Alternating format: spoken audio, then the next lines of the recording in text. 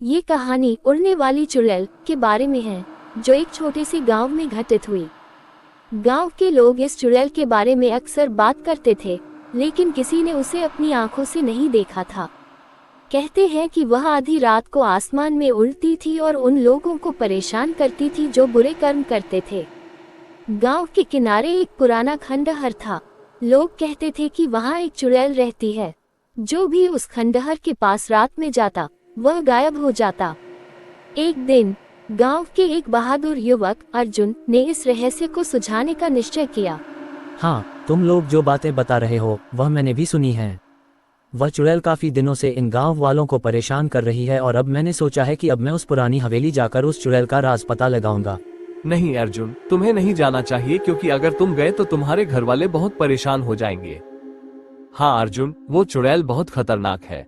उसने पहले ही कई लोगों को मार दिया है, तो तुम्हें वहां जाकर खतरा मोल नहीं लेना चाहिए। अर्जुन ने तय किया कि वह उस खंडहर के पास रात बिताएगा।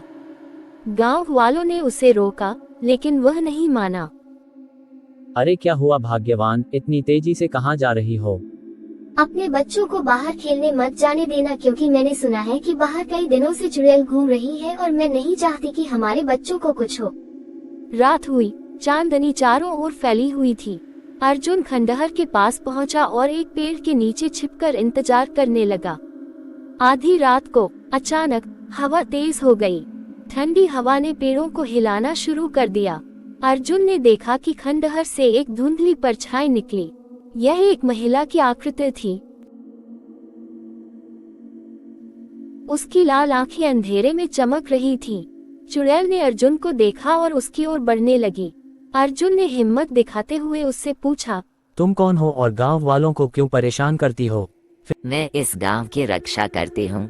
जो लोग गलत काम करते हैं मैं उन्हें सजा देती हूँ, लेकिन जो निर्दोष हैं उन्हें मुझसे डरने की जरूरत नहीं है। लोग तुम्हें राक्षस क्यों मानते हैं? भय और अज्ञानता के कारण मैं उन लोगों को देखती हूँ जो बुरे कर्म करते हैं, जो अपने दिल में डर या अपराध छिपाए हुए हैं। अर्जुन ने चुड़ैल की सच्चाई समझ ली और गांव वालों को जाकर सब कुछ बताया। इसके बाद गांव में लोग सही काम करने लगे और चुड़ैल ने उन्हें कभी परेशान नहीं किया। ये कहानी सिखाती है कि डर और अज्ञानता कई बार सच्चाई को छिपा देते हैं। अच्छाई और सच्चाई से जीने वाला कभी भयभीत नहीं होता।